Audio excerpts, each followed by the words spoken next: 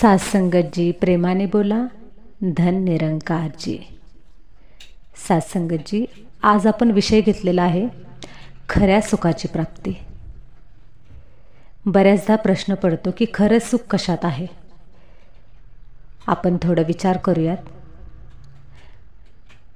आपली जी पंच ज्ञानेंद्रिय आहेत त्यामध्ये डोळे, कान, नाक, जीभ आणि त्वचा, ही जी आपली पंच ज्ञानेंद्रिय आहेत, या ज्ञानेंद्रियाच्या माध्यमातून आपल्याला कोणता तरी सेन्स प्राप्त होतो आणि त्या सेन्समधून सुखाची प्राप्ती होते.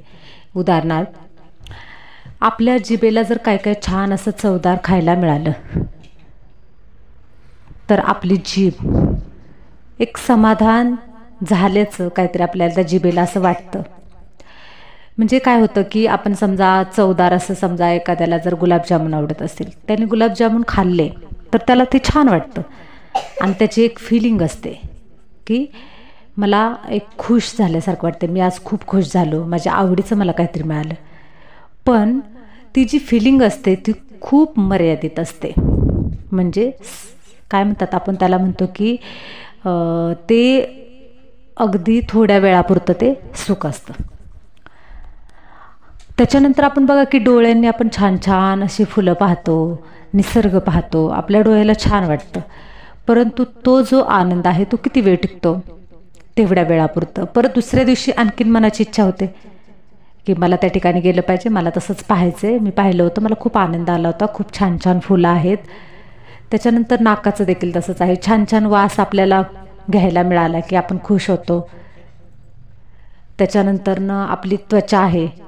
कधी कधी काय होतं की आई जी असते, आईच्या जवळ जेव्हा बाळ असतं, त्या बाळाला तिनं जर समजा तिच्या कुशीमध्ये घेतलं, त्या बाळाच्या स्पर्शामध्ये त्या आईला खूप आनंद मिळत असतो.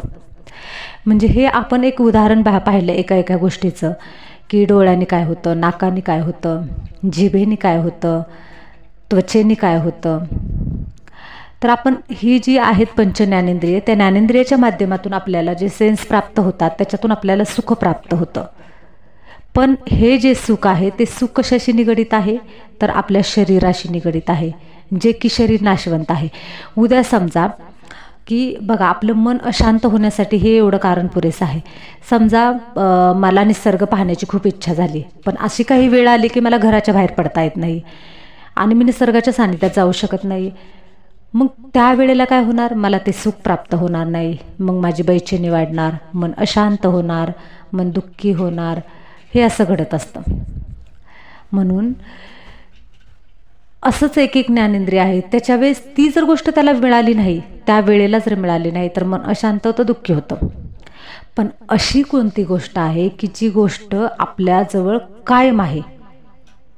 तुम्हाला एक गोष्ट सांगते बघा की एकदा काय झालं, एक मुलगा होता, त्याची चावी हरवली. मग तो चावी शोधण्यासाठी सगळीकडे फिरला, पूर्ण घराच्या बाजूबाजूने फिरला, जिथं जिथं प्रकाश आहे त्या प्रकाशामध्ये तो ती चावी शोधत होता.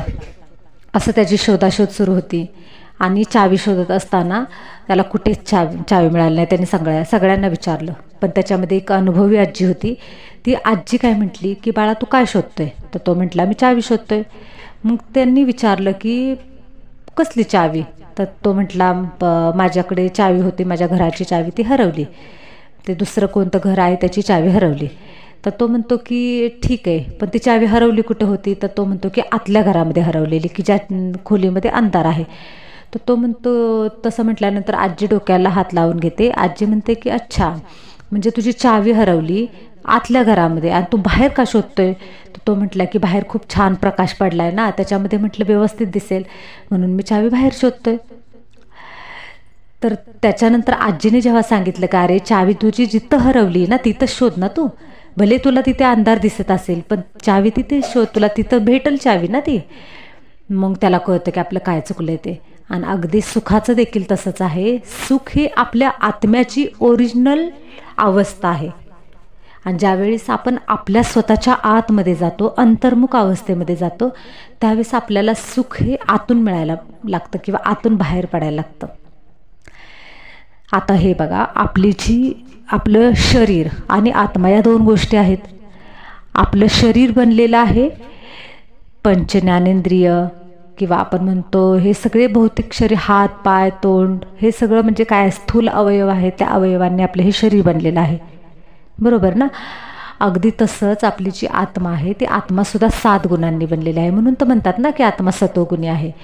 मग आत्म्याचे गुण आहेत ना, आपल्यामध्ये जे आत्म्याचे जे गुण आहेत ना, तीच आत्म्याची ओरिजिनल शक्ती आहे. आणि मूळ आत्म्याचं ते मूळ स्वरूप आत्म्याचं ते आहे आनंद स्वरूप, प्रेम स्वरूप, शांत स्वरूप, सुख स्वरूप, शक्ती स्वरूप, हे आत्म्याचं मूळ स्वरूप आहे.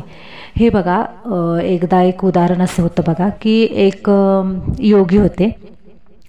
तर त्यावेळेस त्या योगी ते खूप छान असं ज्ञान देत होते. म्हणजे असे ब्रह्मांडातले असे छोटी छोटी गुपितं त्यांना सगळी कळाली होती. तर ते खूप छान ज्ञान द्यायचे. योगाबद्दलचं पण खूप खूप गुपितं, छोटी छोटी गुपितं सांगत होते. तर त्यांना एकदा प्रश्न विचारला की एवढं हे सगळं ज्ञान तुम्हाला म्हणजे कुठे मिळालं? तर त्यांनी सांगितलं की मला हे जे ज्ञान आहे ना ते मला कुणी दिलेलं नाही आहे. तर ते म्हटले, मग तुम्हाला हे एवढं ज्ञान कसं काय आहे? आणि हे खरं आहे पण तुम्ही देता हे विशेष आहे. तर ते म्हणतात की तुम्हाला कुणी शिकवलं? तर तेव्हा ते योगी सांगायला लागले की हे जे ज्ञान आहे ना ते योग अवस्थेमध्ये मी जेव्हा स्वतःच्या अंतर्मुख अवस्थेमध्ये पूर्ण उतरलो होतो, म्हणजे ध्यानस्थ बसून तप करून, त्यावेळी माझ्या आतून हे ज्ञान प्रकट झाले. ते आपोआपच बाहेर येतं. तर त्याचा अर्थ असा आहे की हे जे ज्ञान आहे ना ते प्रत्येक आत्म्यामध्ये आहे, आतच आहे. ते त्याच्यासाठी वेगळं काही करावं लागत नाही. आपल्या आत्म्यामध्ये सर्व गोष्टींचं ज्ञान आहे, सर्व. एक बघा, गायक आहेत, म्हणजे गायक होते. त्यांना ज्यावेळेस विचारलं गेलं की तुमच्यामध्ये जे गायन कला जे आहे, तुम्हाला तर कोणी गुरु नाही आहेत, मग हे ज्ञान कसं काय तुम्हाला म्हणजे एवढं सगळं प्राप्त झालं? तर त्यांनी पण तसंच सांगितलं की हे ज्ञान मला ज्यावेळेस मी स्वतःच्या अंतर्मुख अवस्थेमध्ये बसतो, ध्यानस्थ बसतो, त्यावेळेस माझ्या आतूनच हे सगळे ज्ञान, सगळं जे आहे ना, गायनाचं, संगीताचं जे नॉलेज आहे ना ते सगळं बाहेर पडायला लागतं. त्याचा अर्थ आपली आत्मा ही ज्ञान स्वरूप आहे. प्रेम, आपण प्रेमाची अपेक्षा संपूर्ण जगाकडून करतो की मला ह्यानी प्रेम द्यावं, मला त्याने प्रेम द्यावं. परंतु खरं जर पाहिलं ना, ज्यावेळेस आपण अंतर्मुख अवस्थेमध्ये जातो, ध्यानस्थ अवस्थेमध्ये जातो, परमात्म्याचं नामस्मरण करतो आणि ज्यावेळेस आपले स्वतः मी एक आत्मा आहे ह्या ज्या फिलिंगमध्ये आपण ज्यावेळेस स्वतःचं अंतर्मुख अवस्थेमध्ये चिंतन करतो, त्यावेळेस आपल्या आत्म्यातून आतून प्रेम बाहेर पडायला लागतं. आणि ते प्रेम आहे ना, साधंसुद्धा ते प्रेम नसते, ते दिव्य प्रेम असते, निस्वार्थी प्रेम असते, अतिशय पवित्र प्रेम असते. तिसरा गुण म्हणजे शांती. आपण ज्या शांतीसाठी सर्वत्र फिरतोय, माझ्या मनाला शांत मिळावं म्हणून एखाद्या शांत एकांत ठिकाणी आपण जातो, परंतु ते शांती आपण तिथं मिळवण्यासाठी जातोय. पण ज्यावेळेस आपण अंतर्मुख होतो ना, त्यावेळेस आतून शांती बाहेर पडायला लागते. आपल्या आतच, आत्म्यामध्येच त्याची चावी आहे. पॉझिटिव्ह ज्यावेळेस आपण विचार करतो, पॉझिटिव्ह संकल्प करतो, त्याच्यामध्येच ती चावी आहे आणि त्याच्यातूनच आपल्याला शांती मिळते. आपलं मन शांत होतं आणि आनंद तेव्हा मिळतो की जेव्हा आपलं मन शांत असतं. आणि मन अशांत होतं निगेटिव्ह गोष्टींनं, आणि निगेटिव्ह गोष्टींचं मूळ आहे विकार. आपल्यामध्ये असलेले जे विकार आहेत ना, ते विकार आहे निगेटिव्ह गोष्टींचं मूळ. आणि निगेटिव्ह गोष्टींमुळं मन अशांत होतं. मन अशांत झाले की आपण आनंदित राहू शकत नाही, आपण दुःखी होतो. म्हणून तर साधू संत वगैरे आहेत ना, त्यांच्या आयुष्यामध्ये कोणतीही घटना घडू द्या, बघा ना, आत्तापर्यंत जे संत होऊन गेले, तुकाराम महाराज असतील, त्यांच्या आयुष्यामध्ये कोणताही प्रसंग आला तर ते काय म्हणायचे की विठ्ठलाची इच्छा, त्याच्यामधनं काहीतरी त्याला चांगलंच करायचं असेल. म्हणजे हे जे समर्पण भाव, जे होतंय ते चांगल्यासाठी, जे होतंय ते चांगल्यासाठी. आणि काय होतं, आपण त्या एका विचारामुळे, त्या एका ओळीमुळे काय होतं, आपलं पॉझिटिव्ह थिंकिंग सुरू होतं. आणि पॉझिटिव्ह थिंकिंग सुरू झाले की आपलं मन शांत राहतं. आणि मन शांत राहिलं ना की आपलं परमात्म्याशी कनेक्शन जोडलं जातं. आणि परमात्मा हा आनंदाचा महास्त्रोत आहे. त्याच्याशी आपलं कनेक्शन ज्या दिवशी साधायला सुरुवात आपण करू ना, आपलं मन अशांत नाही तर शांत हवं आहे. कारण अशांत अवस्थेमध्ये आपण परमात्म्याशी आपलं कनेक्शन जे म्हणतो ना आपण, ते ती जी रेंज आपण मॅच होत नाही, परमात्म्याची आपली रेंज मॅच होत नाही. ज्यावेळेस आपलं मन शांत असताना त्यावेळेस आपण परमात्म्याशी आपलं म्हणजे जोडू शकतो आपण. प्रवाह परमात्म्याच्या जो शक्तीचा, आनंदाचा जो प्रवाह आपल्यामध्ये यायला पाहिजे, त्याच्यामध्ये काय होतात, लिकेजेस तयार होतात निगेटिव्ह विचारांमुळे. म्हणून पॉझिटिव्ह संकल्प, पॉझिटिव्ह विचार हेच आत्म्याचं खरंखुरं खाद्य आहे आणि ते द्यायचं आहे आपल्याला. त्याच्यासाठी काय करायचं आहे, आजपासून आपण संकल्प करायचा आहे की मला हर एक गोष्टीमध्ये पॉझिटिव्हिटी शोधायची आहे, मला पॉझिटिव्ह राहायचं आहे, पॉझिटिव्ह संकल्प करायचे आहेत. आणि त्या पॉझिटिव्हचा स्रोत म्हणजे अध्यात्म आहे. म्हणून अध्यात्माची कास कधी सोडायची नाही आहे, अध्यात्माच्या मार्गावरती चालायचं आहे आणि आपले संकल्प पॉझिटिव्ह ठेवायचे आणि परमात्म्याच्या आठवणीमध्ये ध्यानच करायचं आहे. त्यासाठी सकाळी सकाळी उठा. सकाळी उठल्यानंतरनं जर तुम्ही परमात्म्याचं स्मरण केलं, परमात्म्याचं चिंतन केलं, आपलं आत्मचिंतन केलं, अंतर्मुख अवस्थेमध्ये जर आपण गेलो तर आपल्याला काय होतं, एक सकाळ सकाळी एक विशेष अनुभव व्हायला सुरुवात होतो. एक वेळ अशी येईल बघा की तुम्ही ज्यावेळेस पहाटे पहाटे उठणार आहे ना, त्यावेळेस पहाटे उठल्यानंतरनं परमात्म्याचं साक्षात्कारसुद्धा खूप लोकांना पहाटेच्या वेळी झालेले आहेत.